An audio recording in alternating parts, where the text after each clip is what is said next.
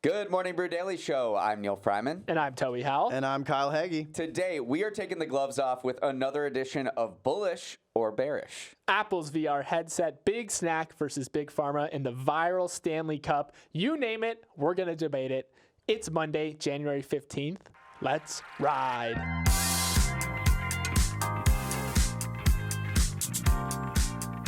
Today is Martin Luther King Day and the brew offices are closed, but we are still around to bring you a special edition episode, and it's made even more special by the fact that we are joined in the studio by Mr. Kyle Hagge himself. Right. I am honored to be here today to moderate this great intellectual debate between the two titans of the podcasting world, myself and Neil, and I guess Toby is also here as well. Here. So we mentioned at the beginning of the show, this is a bullish or bearish episode. We did it last year. Kyle is going to introduce topics that we think will be major storylines in 2024, and Toby and I, maybe Kyle later on, will weigh in with our scalding hot takes. Yes, and I will physically separate you two if it comes to that. I've been, obviously, as you can tell, hitting the gym in 2024, so I think I can pull it off. Are you all ready? We are ready, but first, real quick, before we jump into the show, a quick word from our sponsor, Veeam.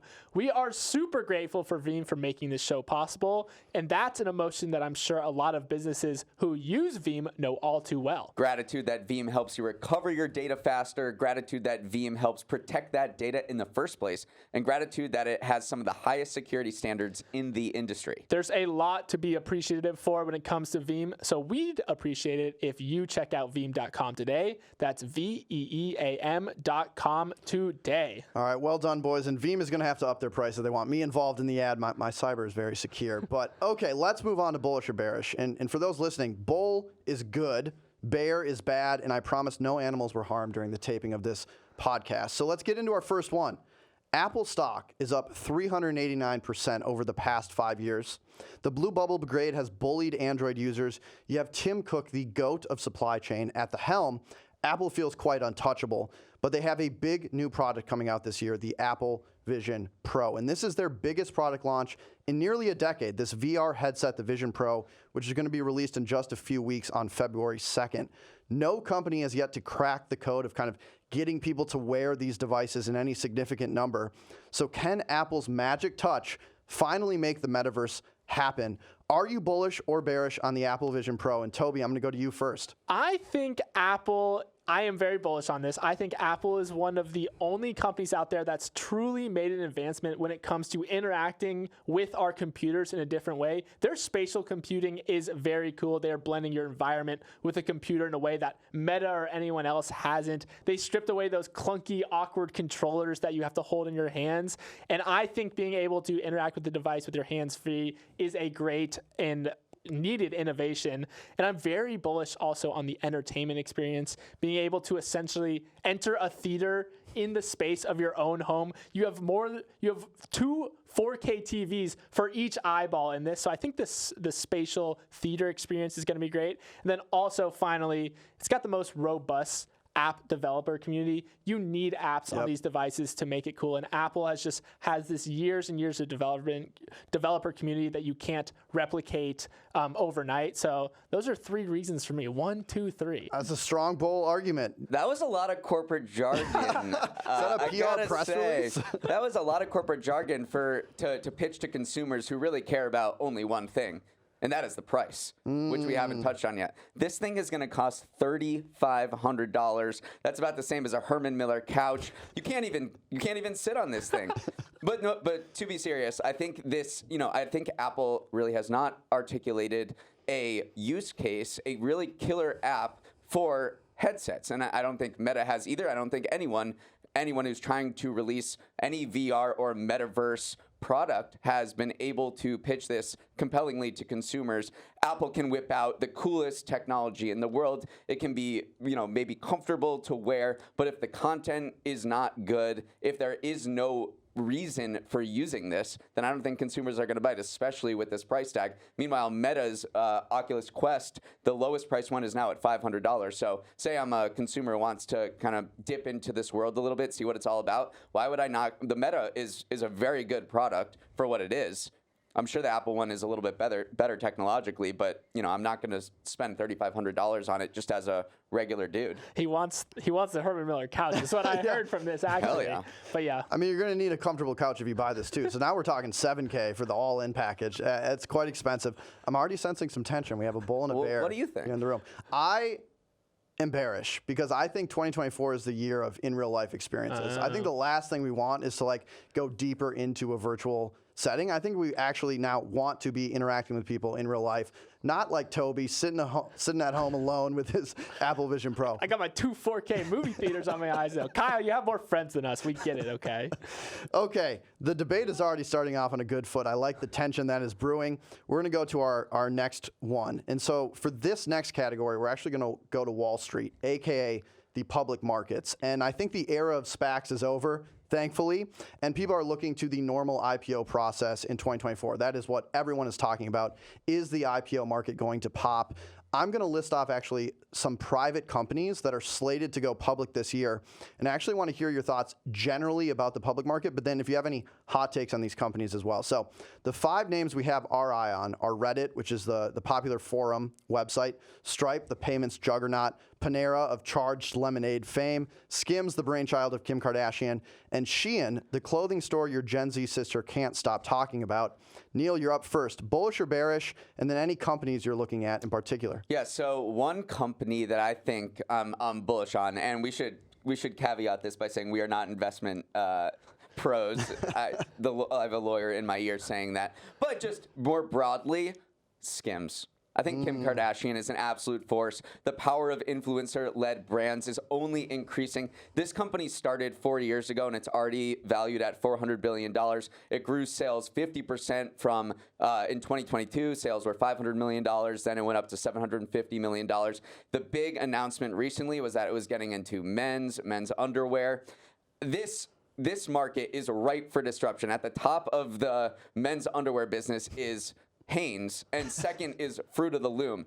I can't imagine more dinosaur companies that are ripe for disruption from someone like Kim Kardashian. So I'm pretty bullish on Skims getting into the menswear game. I'm looking at a company like Lululemon, which was really focused on women, just focused on yoga wear. I just made that up, but it sounds right. That has done a very graceful and lucrative job of getting into the men's market. Now, every dude I know is wearing Lululemon pants and loves them. I think Skims can do that and even more. I have Lululemon on right now, and what I'm hearing is a Skims sponsorship. Let's get some Skims underwear. Seriously.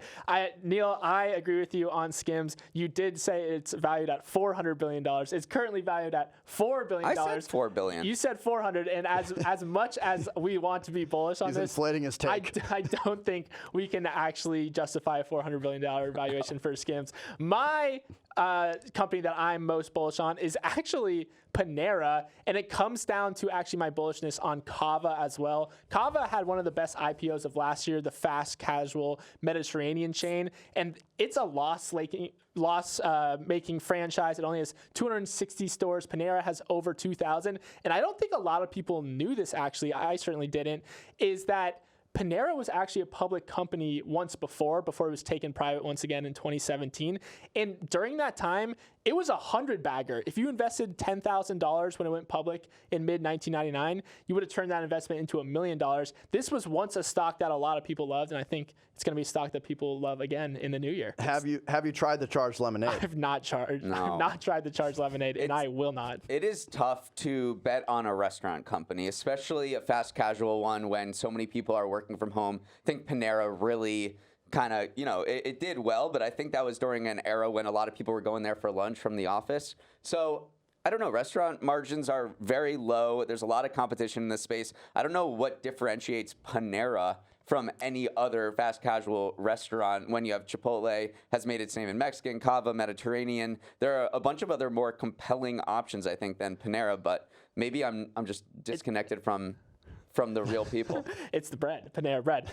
Is there one of those companies that you are bearish on? Well, other than Panera, I guess, but any of the names we haven't mentioned so far? I don't think I'm particularly bearish. I know you're bearish on Reddit. I'm a little bearish on Reddit because it just seems like a worse version of all the other social media platforms that have already gone public. It's got a smaller user base. That user base is less kind of amiable to being monetized. Like Reddit communities are very, very protective and they don't like ads popping up here and there. So I just don't think it's got the scale that you need for a social media company to really pop in today's day and age. Also, there's just this tensions with the community that happened around this public IPO process. So that's the one name that I'm a little bearish on going into 2024. I love the takes. I think in general, I am bullish just on IPOs in 2024. I think they are going to pop, and it's so fun. Like, I love when people go to the New York Stock Exchange Shiny and get to new ring the toy, bell. yeah. So I want a lot of bell ringing in 2024.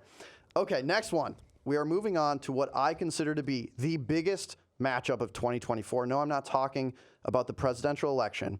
I'm talking about big food versus big pharma. Big food has been dominating American life since the invention of the Cheez-It, pumping us full of processed sugar and red dye 5.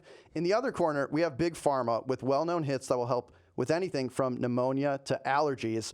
But big pharma has a new trick up its sleeve. Ozempic, Wegovy, and other GLP-1 drugs appear to be the next blockbusters for the pharma industry with their ability to induce remarkable weight loss. So the octagon is set for this high-stakes showdown between big pharma and big snack. Which is going to emerge the victor? Toby, what's your take? I got my money on the big snack industry. It's just really hard to kill. It's kind of like a chameleon. It adapts to whatever trend is in. When low fat was in, it made low fat snacks. When high fat yogurts came back into style, it adapted to that as well. Nestle's CEO has already said that they're working on a number of different like health aids targeted at people who use Ozempic, stuff like supplements that support weight loss, vitamins, minerals, other nutrients that you might be missing in your weight loss journey. So, and then Mondelez said it's already expanding its portion control snacks, which are those individual wrapped snacks that are 200 calories or less. So I think that if any industry out there can adapt and survive in a new environment where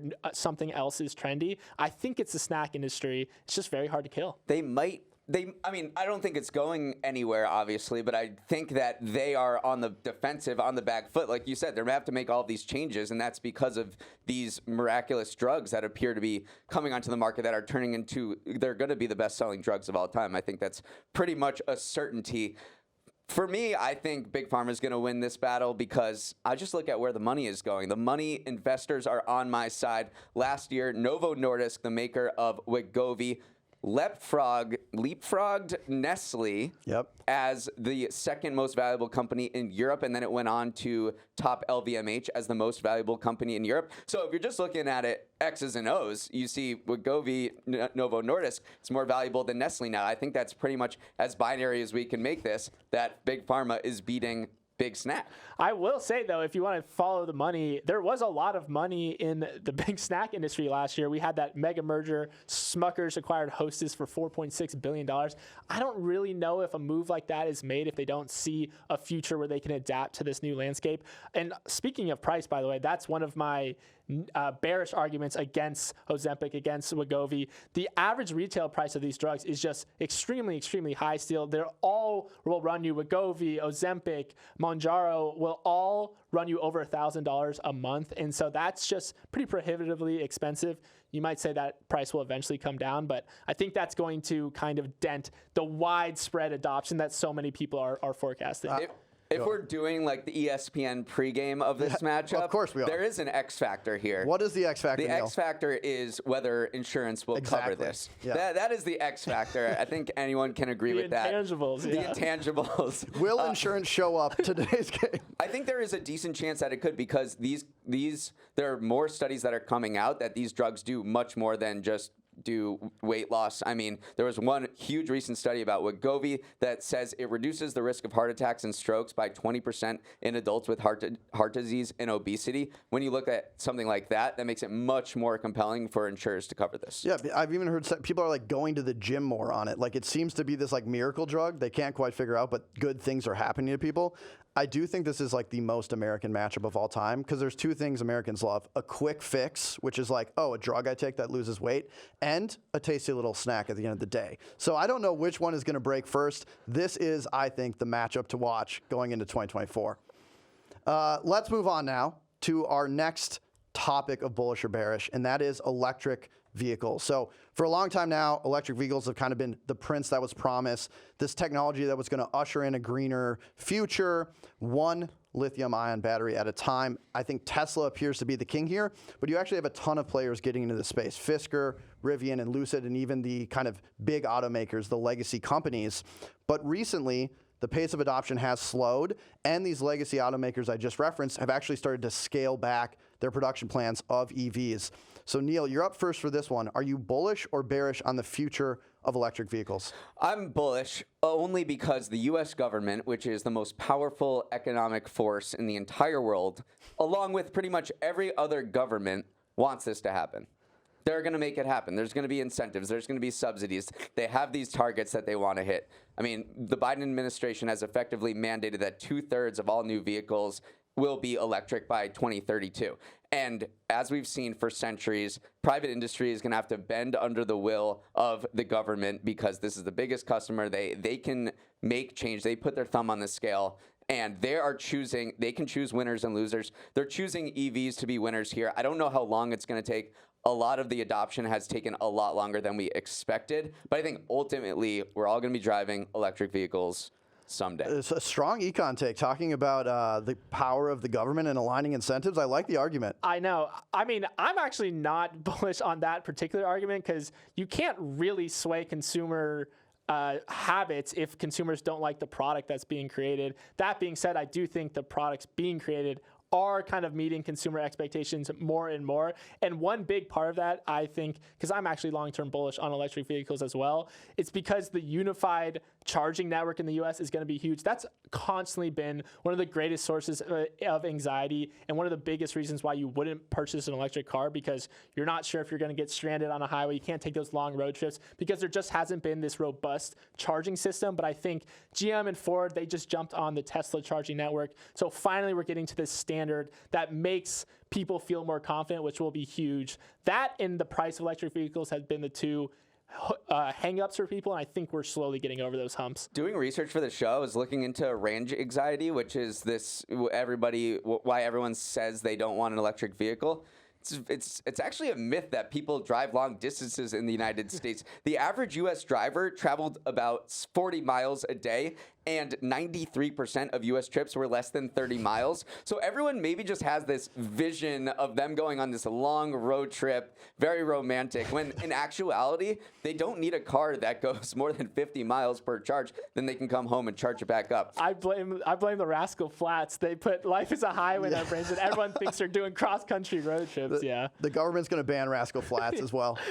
I can get behind. One bearish argument, though, is that hybrids potentially could be the way to go. Remember, Toyota was the one legacy car maker that didn't go all in on EVs. Ford and GM, they built all these new factories, and now they're kind of grappling with this glut of supply of some of their electric vehicles. Toyota said, listen, we're going to ease our way into it. We're going to still keep producing our hybrid vehicles, and their Priuses are selling like hotcakes. They can't even keep them on the lot. So I don't know if it's a bull or a bearish argument, but I do think hybrids have a bigger role to play in the coming years than anyone gives them credit for. And one reason I think we're not seeing as fast adoption as we expected is I don't think we realize that people don't just buy a new car every year like it's the next iPhone. I mean, these people have their cars for years, and currently the average age of passenger cars and light trucks in the U.S. has just hit a record of 12.5 years. They're old. I noticed how you didn't say Google Pixel there, by the way. You said new iPhones. You can't even help it. He's a green bubble guy. You can't even help it. Good point, Neil. Sorry to bring up the Pixel point. But before we jump into the next part of our show, let's take a quick break. So U.S. movie theaters had a huge 2023, largely thanks to Super Mario Bros. And the famed Barbenheimer. But despite posting a 30% gain from 2022, box office revenues were actually still 15% below the average of the last three pre-pandemic years. And rumor has it inflation is already exacerbating the already outrageous popcorn prices. Someone's got to bring these popcorn prices down. But the question on everyone's mind is, are theaters ever going to return to their like pre-COVID glory days? So are you bullish or bearish on the future of movie theaters, Toby, and you already had a Vision Pro take, so I'm curious how that's going to integrate here. Oh, I got lots of takes. I am bearish on movie theaters because of two things. One, the decline of Marvel. The Disney Marvel machine has been the box off pretty much ever since Iron Man came out in 2008. But cracks have started to emerge this year. Warner Bros. Overtook it as the top grossing studio at the box office. So when you got your biggest player, the player that puts the team on its back every year, struggling, I think it's bad for the industry as a whole. The other thing I think is bad for the industry as a whole is the rise of sequels again. This past year of movies was such a breath of fresh air because we finally escaped from this horror of sequel after sequel. We got Barbie, which was original. We got Super Mario Bros., which was regional. Oppenheimer. These weren't spinoffs or sequels, and finally people reacted. They showed at the box office that they love this kind of new and original content. And then you look ahead at the slate for 2024. We got Joker 2, Dune 2, Sonic 3, Gladiator 2, Bad Boys 4, Deadpool 3, Ghostbusters 4, Kung Fu Panda 4. You just go down the list, and we're back in sequel hell again. How did this happen? I can't wait to see all of those. He's a sequel guy. Okay, Neil, I'll hand it off to you. No, I actually don't like sequels, but I am bullish long term on movie theaters because of one specific moment in time. In 2020, Warner Brothers, we were at the height of the pandemic. Warner Brothers makes this very drastic decision to release all of its movies in theaters and on streaming at the same time. This was a huge deal because everyone was like, all right, this is the end of movie theaters. For the first time ever, we are going to be releasing movies in theaters and on streaming at the same time. This was a sign that companies were pushing everything they had into streaming. They were letting theaters go. What happened a year later? Warner Brothers reversed that decision, and they went back to movie theaters. After all of that, that was the moment where if movie theaters were going to die, they could have died, and they didn't. So I'm bullish on the long term of movie theaters because it was before COVID too. Everyone was like, movie theaters are dead with TV. There's the era of prestige TV and quality content is going to TV, and yet movie theaters didn't die. COVID, movie theaters didn't die. And now I think we're seeing a rebound. It's only going to continue, but it really depends on the content. I think that's if the content's good, people will go to movie theaters. If there's Super Mario Brothers, if there's the Barbies of the world, if there's the Oppenheimers of the world, then people are going to go to movies. But if the content sucks, if there's like Dune 7, I don't want to shout out Dune, but Ghostbusters 7. You're excited for Beverly Hills Cop 4 because that's coming too. I could keep going, Neil. This is my question to you, and I think this puts it in a stark reality, and it might change your answer. If you're so bullish on movie theaters, that means you're buying stock in AMC? See, I don't think you would. It is true that AMC stock just has plunged to a record low. And the AMC is kind of the litmus test for the movie. So if you're bullish on movie theaters, but you're not bullish on AMC, there's some tension there. So I knew that would put him in a mental pretzel right there. I had that one in the back pocket. Maybe I will buy. Oh no, not financial advisors. I think no, but what I will say is I think we're seeing new models and new arrangements form, like what Taylor Swift did. She inked a very unique distribution channel by sidestepping major studios with AMC. Another data point is that IMAX just had its second biggest year ever. It brought in over $1 billion. You have new venues appearing like the Sphere in Las Vegas, which is showing this very immersive movie about nature. So I think maybe movie theaters won't look like they will now, and maybe AMC will, continue to fall, which is why I'm not sure I would buy the stock. But I think this industry is just very resilient. It's been declared dead so many times before, and America just can't get enough of the movies. The lawyers are telling me to remind everyone this is not financial advice. We thought short sellers were just people under 5'10", so don't listen to us for financial advice. I'm bullish on movie theaters because I do think in real life experiences like you have friends. We get it, Kyle. All right, the goal for 2024 is to get Toby and Neil some friends. Yeah. All right, we're gonna move on to our last big question here in Bullish or Bearish, and that is the year 2024, which is an Olympic year, right? So July is going to roll around. The world's eyes are going to turn towards the host city, Paris, for another showing of athletic prowess. However, pretty much every economic study that's ever been done on the Olympics suggests that the financial burden placed on the cities or the countries often outweighs the economic activity it generates. So cities like aren't really trying to get the Olympics maybe as much as they were anymore. And viewership numbers declined precipitously in 2021's COVID impacted edition. And I think the question on everyone's mind is like, do people even care about the Olympics anymore? Neil, bullish or bearish? I think the only metric that matters here is viewership. That shows interest, right? Are people tuning in? Do people care about what's going on at the Olympics? And the trend is just going in the wrong direction. An average of 11.4 million viewers watch the Beijing Olympics on NBC Universal platforms each night. That was down a lot from the 19.8 million viewers for the Pyeongchang Games in 2018. The Summer Olympics in Tokyo also had similarly miserable numbers. It was the smallest audience since NBC Universal began covering the Summer Games in 1988. I think this is the only metric that matters. So therefore I'm bearish. I am relatively romantic about the Olympics, as I'm sure a lot of people know. I think this is a bounce back year because everything just becomes more normal. 2021 is obviously going to be a blip when it comes to viewership numbers, when it comes to the Olympics as a whole, just because of everything that was going on in the will.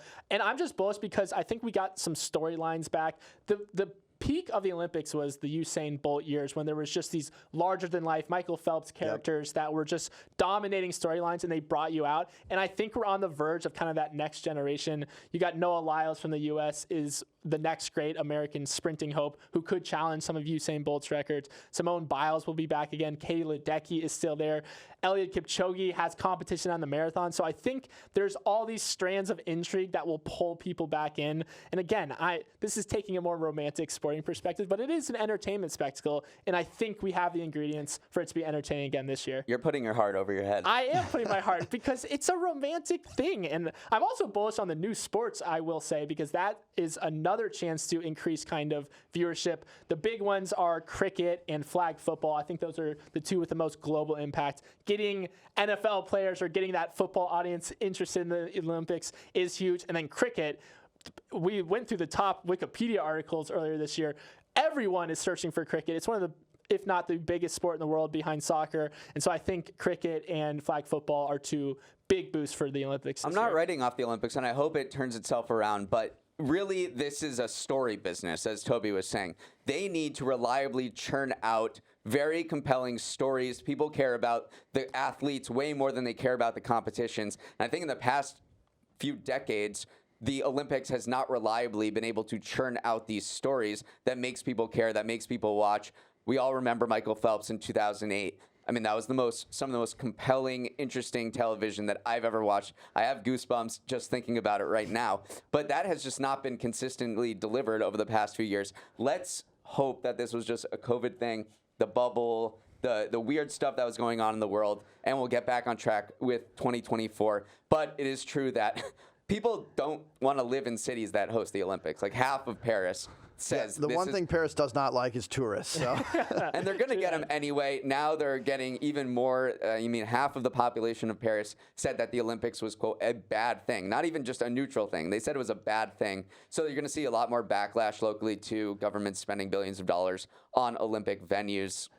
I hope Toby's right. He's romantic too. Deep down, you can tell he's romantic too. We're all romantic. Neil did here. like the stats argument, and Toby went straight from the heart. Straight from the heart, baby. I'm bullish, and it's not necessarily a prediction, but I'm trying to manifest it because I do think the Olympics are so special, particularly now where things feel very like polarized and not unified. I do think it's an awesome thing where we can bring countries together. We can like share in different cultural experiences, honor these great athletes from all over the world. So I'm hoping it's good, and Neil is wrong. Kyle forgot that it's a competition. Yeah. He thinks we're all coming together for a sing-along. I think we're all hanging out, sing along. Exactly. All right. There's only so much we can cover in detail, but there is so many stories coming up in 2024. So we're going to move to a rapid fire round. I'm going to give you some topics, and we need short answers, bullish or bearish, on these topics. Are you all ready to go for the rapid fire round? Let's do it. Okay. And Toby, we're going to start with you. First rapid topic round, Stanley. the Stanley Cups, I am so bearish on these things. Trends come and go. They do not stick around. I'm out on Stanley. I think the same way, especially in this market. Hydro Flask, Yeti, Nalgene, they all come and go. I think Stanley is just going to be another flash in the pan. Wow, shots fired at Stanley. I am bullish on Stanley, mainly because it reminds me of Flat Stanley, which I did in like 3rd grade, which was the best thing ever. Speaking from the heart So again. I'm bullish on Stanley. All right, rapid fire round, or topic number 2, Cosmix. So I'll just say, Cosmix is this new coffee-oriented, smaller concept for McDonald's that it's starting to roll out. Yeah, and I'll go first. I could not be more bearish on this. I Whoa. read a review of people who actually tried the drinks, and they just said the drinks were disgusting. You can't be big if people don't like your drink, so I'm bearish.